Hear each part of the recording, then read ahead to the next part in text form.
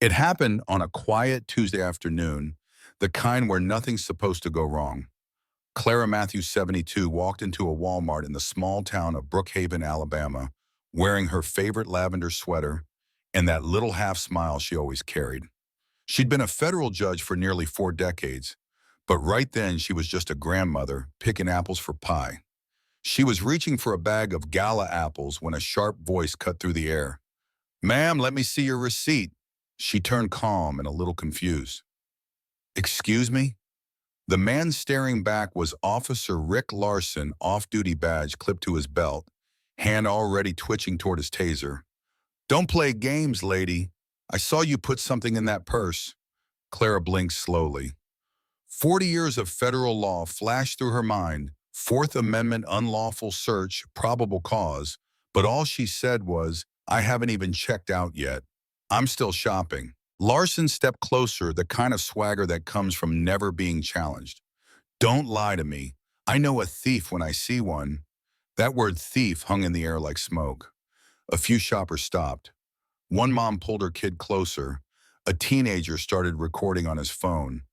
Clara could feel the heat rising in her chest, not from fear, but from something older, something bone deep.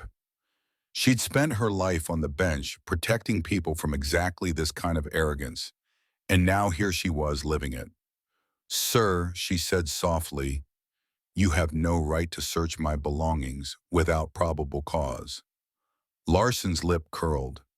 "Lady, you really want to do this the hard way?" And that's when he did it. A flash, a crackle, 50,000 volts of electricity lit up the produce aisle. Clara hit the floor, apples rolling around her like spilled marbles, the lavender sweater smoking where the wire struck. Someone screamed. He just tased her. For a moment, the world shrank to the sound of her heartbeat pounding in her ears. But even through the pain, her mind stayed razor sharp.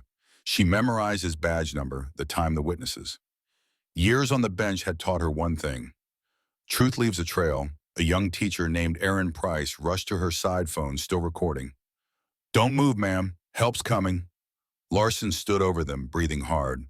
"Back off." She resisted arrest. Erin shot back.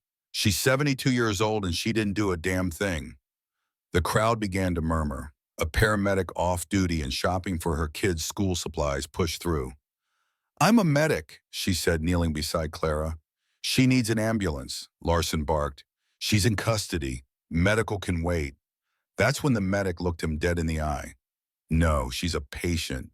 You can charge her after the ER checks her heart." That one sentence flipped the power dynamic. The crowd found its voice. Phones rose higher. Someone whispered, "Who do you call when the police are the problem?" By the time the EMTs rolled Clara out, Erin's video was already online. The caption read, "Elderly black woman tased for shopping while black." Within hours, the tag, "Hatch Justice for Clara," spread across the country.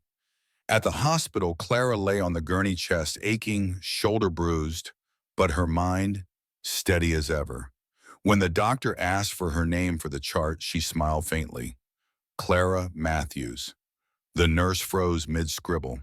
As in Judge Matthews, Clara nodded. The same.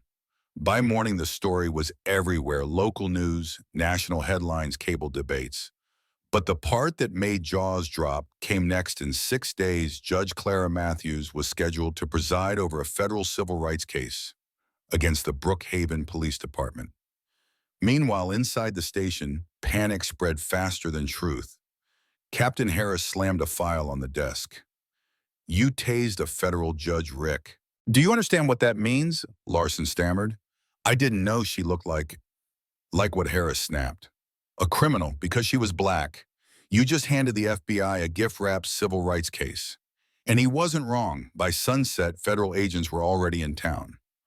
One of them, Olivia Moore, watched Erin's video and whispered, "That's Judge Matthews." Within hours, her team pulled every complaint ever filed against Larson, 43 total, mostly from black citizens, all unfounded.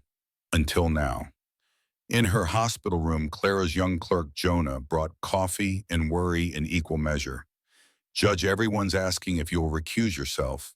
They say you can't be impartial." Clara looked out the window, her reflection faint against the dawn. If I step down, she said, then every bad cop in America learns they can tase a judge to dodge justice. She turned back, eyes like steel. No, I'll stay.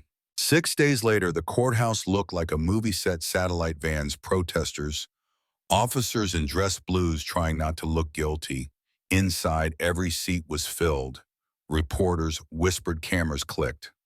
Then the bailiff called out, all rise for the Honorable Judge Clara Matthews. She walked in slowly, robe flowing, bandages hidden beneath the black fabric.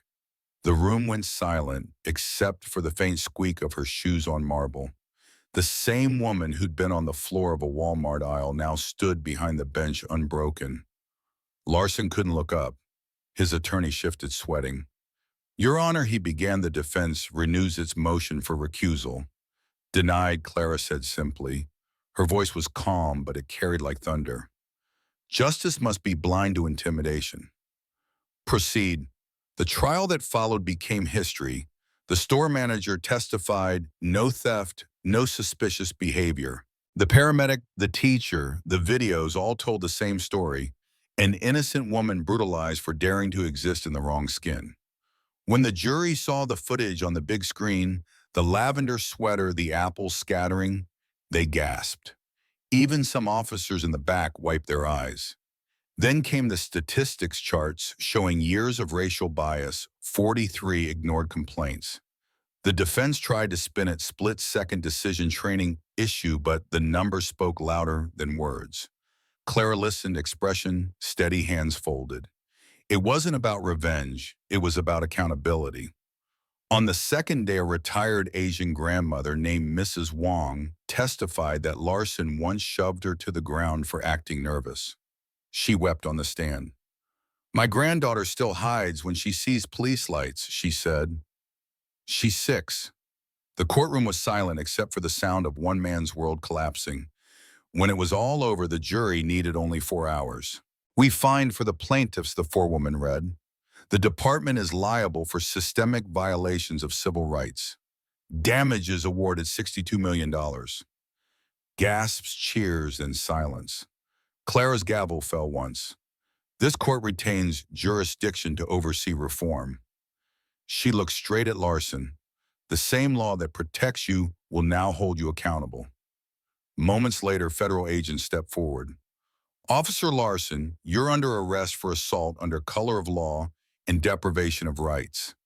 The cuffs clicked. Cameras flashed. Justice, steady and unflinching, had come full circle.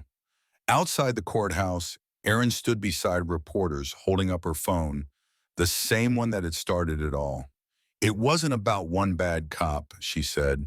It was about what happens when good people stop recording, stop speaking, stop caring. And Clara, she went home that evening to her quiet kitchen. The apples she'd bought after the trial sat on the counter. She sliced one open, the knife steady in her hand. The scar on her shoulder ached a little, but her heart felt light. She whispered to herself, the law still works, if we make it. Now here's the question I'll leave with you. If you'd been in that Walmart aisle, would you have spoken up or just kept walking? Tell me in the comments what justice looks like where you live, because sometimes the difference between silence and change is just one person who hits record.